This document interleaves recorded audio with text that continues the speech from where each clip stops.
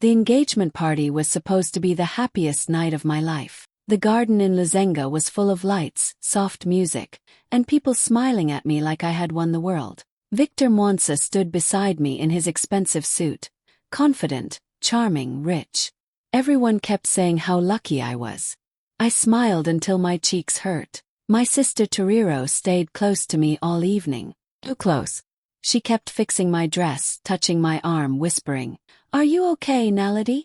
You look tired." Her voice was sweet, but something about her eyes felt cold. Every time I looked for Victor, he wasn't there.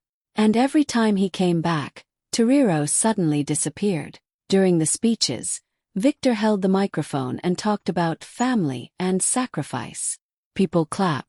I felt proud but also uneasy. My phone buzzed in my purse again and again.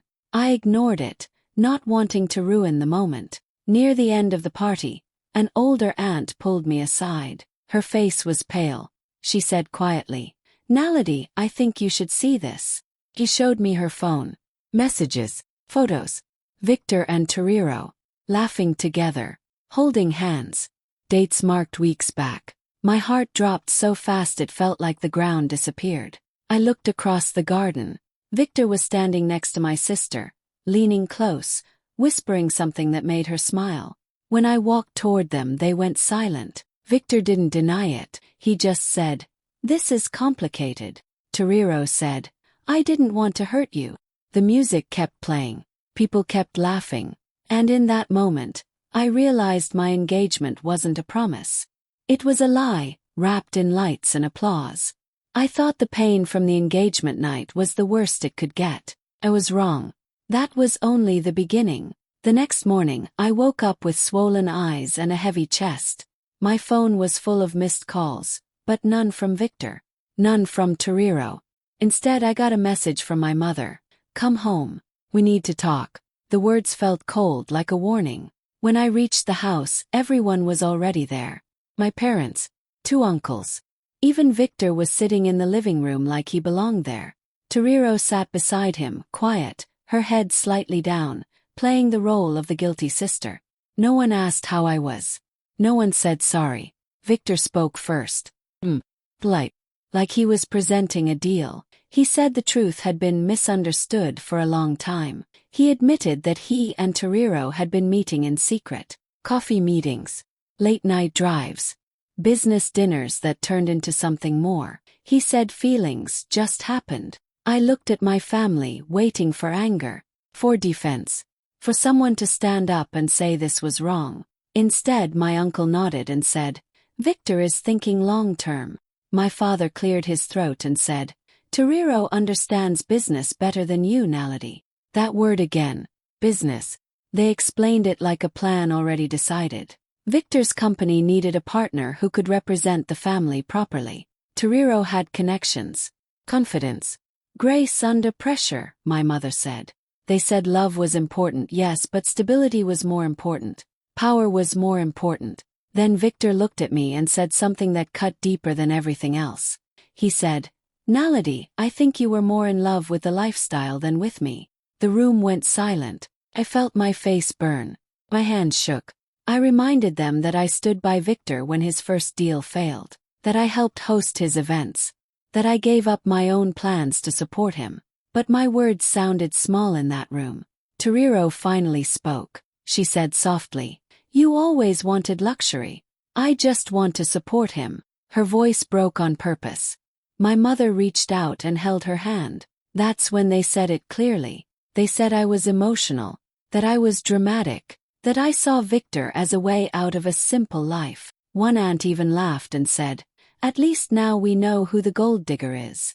I couldn't breathe, felt like the floor opened under me. Not only had I lost the man I loved, but I was losing my place in my own family, my respect.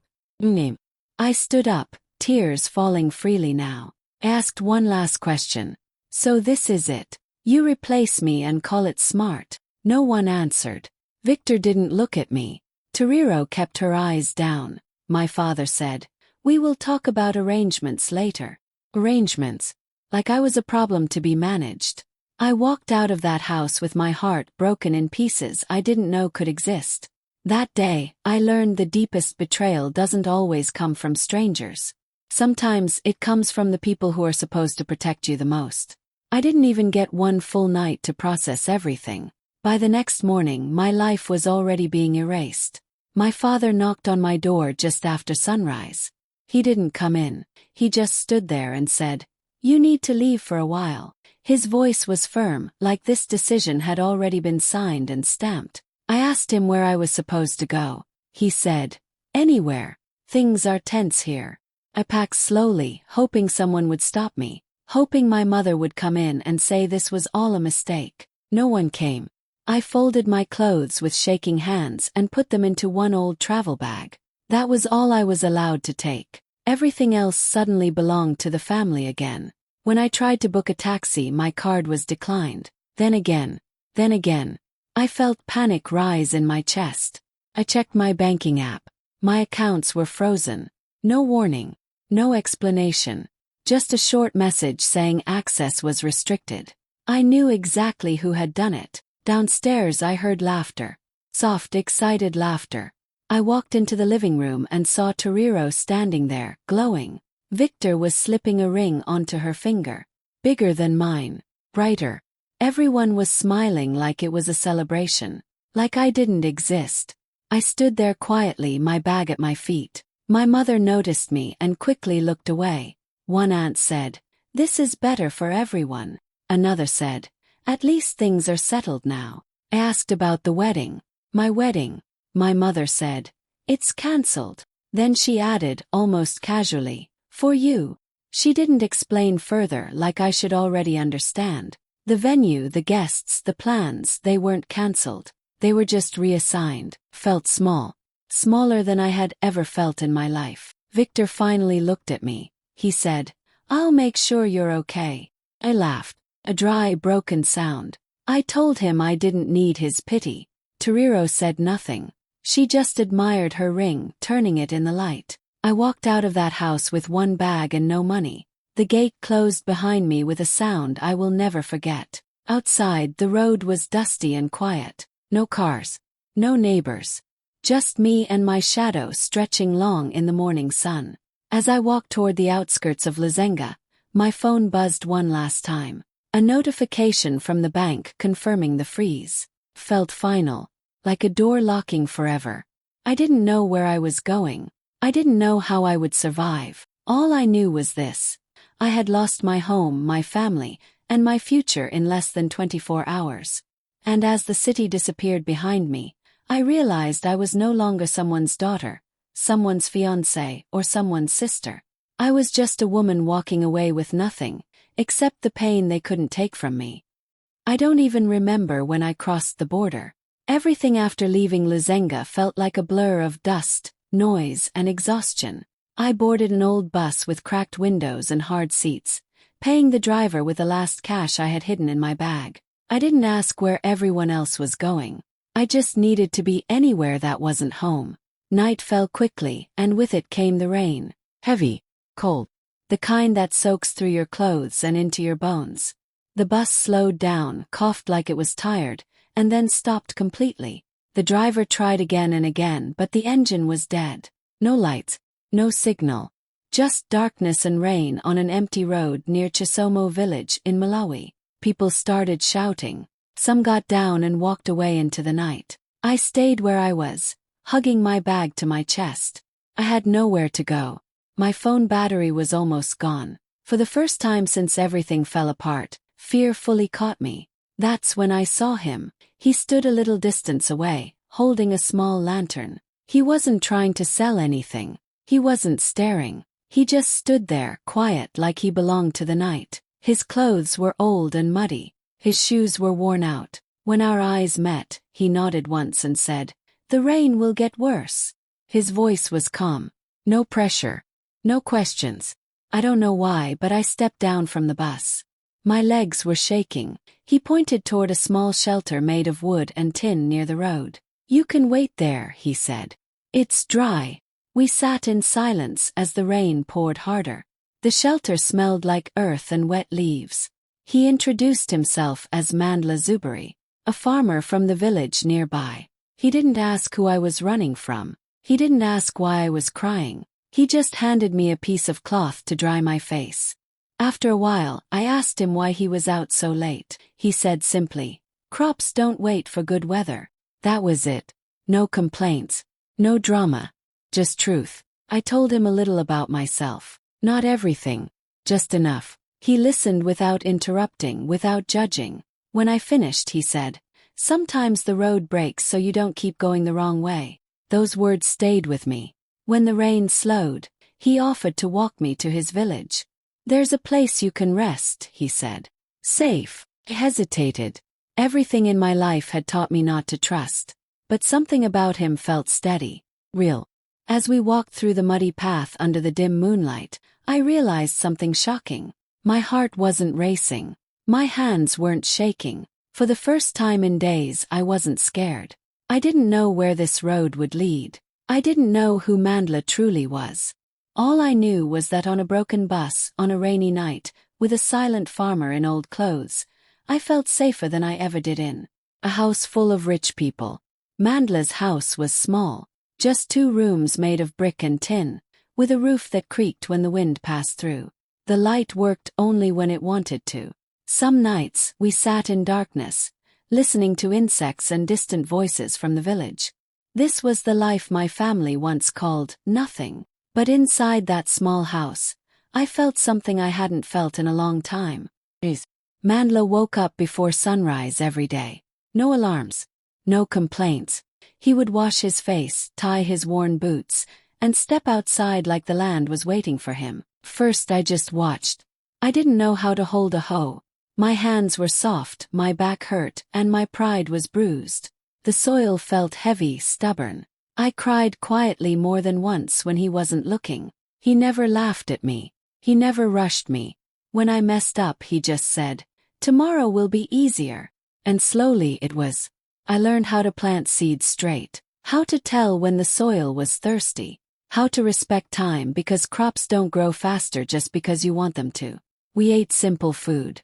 Maize, beans, vegetables from the farm. Sometimes meat, sometimes not. But every meal was shared. No phones on the table.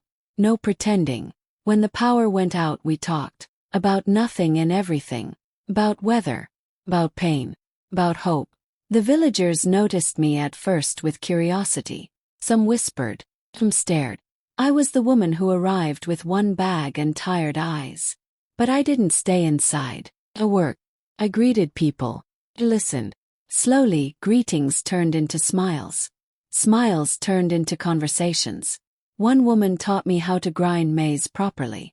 Another showed me how to carry water without hurting my back. Children started running toward me when they saw me. For the first time, I wasn't being measured by what I wore or who I belonged to. At night, when the house was quiet, the memories came back. The betrayal. The ring. The gate closing behind me. Some nights, I cried until my chest hurt. Mandla never asked questions. He just placed a cup of warm tea beside me and sat nearby, letting me feel without fixing me. And then something changed. One morning I woke up and realized my chest didn't feel so heavy. I laughed at a joke. I sang while washing clothes. I looked at my hands, now rough and strong, and didn't feel ashamed. I was healing. I used to think love was big houses, expensive gifts, and promises spoken in public. Living with a poor farmer taught me something different. Love was respect. Love was patience. Love was waking up and choosing kindness, even when life was hard. In that small house, with no guarantees and flickering light, my broken heart slowly learned how to breathe again. No one planned the wedding for months. There were no designers, no guest lists written in gold ink, no meetings about flowers or themes. The decision came quietly, like most real things in my life had started to do. One evening, as the sun melted into the fields, Mandla asked me a simple question. He didn't kneel. He didn't make a speech. He just said, "Do you want to build a life with me?" His voice was steady, but his hands were nervous. I said yes before fear could speak louder than my heart. The village wedding was small. Plastic chairs borrowed from neighbors were lined up under a large tree. Women woke up early to cook, laughing as they stirred big pots over open fire. The smell of fresh bread and spices filled the air. Children ran around barefoot, chasing each other, not knowing they were part of a moment that would change my life forever. I wore a simple dress. No diamonds, no heavy makeup, just clean fabric and a scarf gently covering my hair. When I looked at myself, I didn't see a woman who had lost everything. I saw a woman who had survived. People came from nearby villages. Some smiled with genuine happiness. Others whispered. I heard the words even when they thought I didn't. She used to be engaged to a rich man. What a fall! From luxury to this. I didn't feel ashamed. When Mandla stood beside me, I felt grounded. He wore his best shirt neatly pressed, shoes cleaned again and again. His eyes didn't wander. His focus never left me. During the nikah, his voice was soft but firm when he accepted me as his wife. In that moment, the noise around us disappeared. There were no expensive gifts. People brought what they could. Bags of rice, fresh vegetables, handmade blankets. Each gift felt heavier than gold because it came with sincerity. After the ceremony, we sat and ate together. No special table, no separation, just community. Laughter rose into the air. Someone played music on an old speaker. Women clapped, men joked. Life went on warm and real. I noticed something strange. My heart was calm. No tightness. No fear of being replaced. No need to impress anyone. Just peace. I remembered my first engagement. The cameras. The applause. The smiles that hid knives. I remembered how lonely I felt in a room full of people. Here, under the open sky with plastic chairs and hand-cooked food, I felt full. Some people laughed that day, thinking I had fallen from a high place. They didn't understand that I hadn't fallen at all. I had landed exactly where I was meant to be. As Mandla and I walked away together, hand in hand, I knew one thing with certainty. This marriage wasn't built on wealth or image. It was built on respect, patience, and truth. And for the first time in my life, that was more than enough. Life after the wedding didn't suddenly become easy. The farm was still small, the land still tired, and money was still tight. But something inside me had changed. I no longer felt like a guest in someone else's life. This land was mine too now. I started paying attention to everything. Which crops grew well and which didn't. How the soil looked after harvest. How the same crops were planted again and again in the same place. I remembered things I had once read, ideas people laughed at back in the city. One evening I shared them with Mandla. I was nervous, afraid he might think I was trying to act smarter than him. He didn't laugh. He listened. We tried crop rotation first. We planted different crops in different seasons instead of repeating the same ones. The soil slowly became richer. The harvest improved. Not overnight, but enough to notice. Then we joined a local cooperative. It meant selling together instead of alone, buying seeds in bulk, sharing transport costs. Small steps but powerful ones. The profits began to grow. With the extra income, we hired 2 women from the village to help during harvest. Then 4. And more. Women who had never earned their own money before started coming every morning, laughing, working, learning. Some brought their daughters. They asked questions. They shared ideas. The farm became a place of movement, not just land. People started noticing. They stopped calling it Mandla's farm. They called it our farm. Some even started calling me Madam. First it felt strange. I had lost that title once in a very painful way. But this time, it wasn't given because of a man's money. It was earned through work. I trained the women on simple things. Keeping records, saving a little from every sale, trying new methods without fear. I told them, we don't need permission to grow. Slowly, Chisomo Valley changed. More farms joined the cooperative. More women asked for work. Children ate better. Homes felt lighter. One afternoon, a trader from the city came to inspect our produce. He looked surprised. He asked, "Who runs this place?" Mandla pointed at me and smiled. For a second I couldn't speak. My past flashed before me. The frozen accounts. The word gold digger. The door closing behind me. I stepped forward and answered, "We do." That night, as I sat outside watching the stars, I realized something important. Losing everything had forced me to rebuild from truth. No shortcuts, no lies, just effort. The farm didn't just change our income, changed our identity. I was no longer the woman who had been cast out. I was the woman who created something real, from soil and sweat. And the valley knew it. I never planned to be seen again. Everything I built in Chisomo Valley was meant to stay quiet, rooted in the soil, not in headlines. But success has a way of making noise, even when you don't ask it to. One morning, a young journalist arrived at the farm. He said people in the city were talking about a woman who had transformed a struggling farm and created jobs for village women. He called me the village queen. I laughed at the name, but he wrote the story anyway. He took photos of the fields, the women working, the cooperative meetings. Within days, the story spread. Radio stations talked about it. Newspapers printed it. Social media shared it again and again.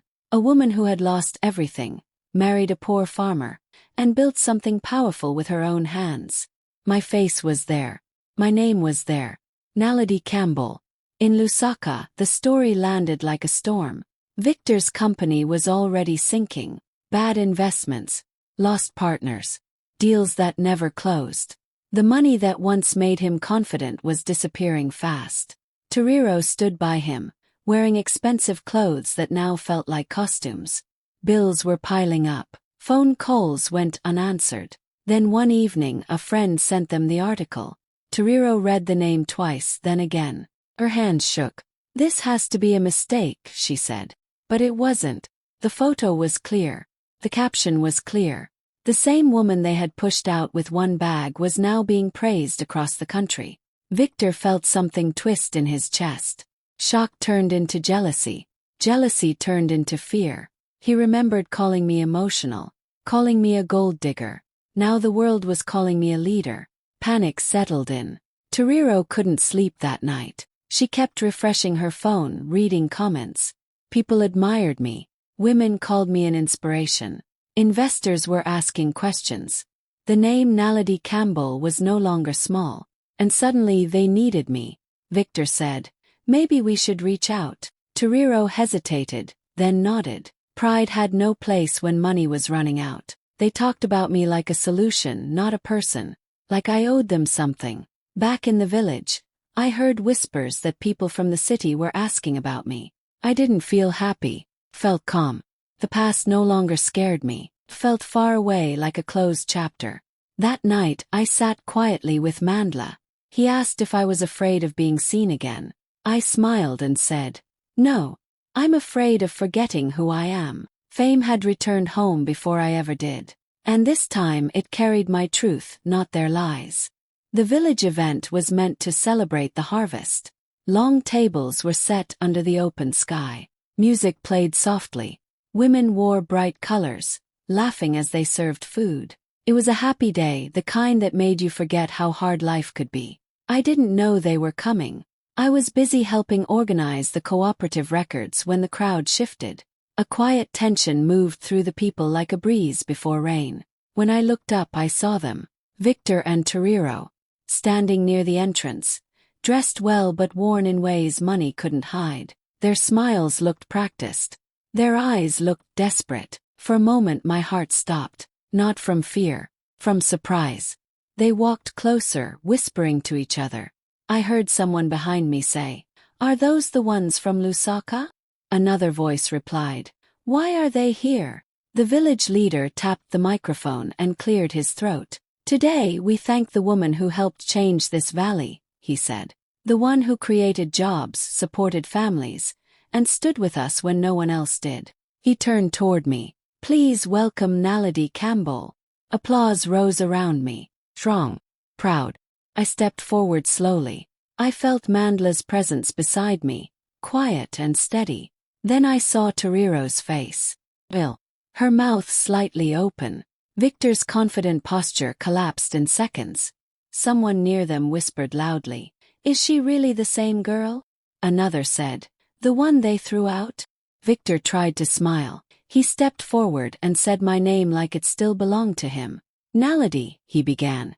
"It's good to see you." I looked at him calmly. I didn't rush. I didn't raise my voice. I just said, "Welcome." Toriro's eyes filled with tears. She spoke quickly about misunderstandings, about hard times, about needing support. Victor talked about partnership, about starting fresh, about family. I listened fully. Then I spoke. "I came here once with nothing," I said. "No money, no home, no name that mattered." The crowd went silent. This village gave me work, dignity, and a second chance. Not because I asked for it, but because I earned it. I looked at Toriro. "You taught me what betrayal feels like." I looked at Victor. "You taught me what power without respect looks like." Took a breath. "I don't wish you harm, but I also don't owe you my future." The silence broke into applause. Not loud at first, then stronger. Victor lowered his head. Toriro couldn't meet my eyes. In that moment I understood something deeply. The reunion wasn't humiliating because they were rejected. It was humiliating because the woman they once dismissed was standing whole, respected, and unbroken. And I didn't need revenge. My life had already answered for me. Life in Chisomo village didn't slow down after that day. If anything, it grew stronger. With the farm doing well and the cooperative expanding, we finally had enough to give back in a bigger way. We started with the children. A small school building, simple but solid, so they wouldn't have to walk miles anymore. When the doors opened, the sound of their laughter filled the air. That sound felt better than any applause I had ever heard. Next came the clinic. Nothing fancy. Just clean rooms, basic medicine, and a nurse who cared. Mothers no longer feared small illnesses. Old people didn't have to wait until pain became unbearable. Watching the village breathe easier made every hard day worth it. People began calling me a hero. I never felt comfortable with that word.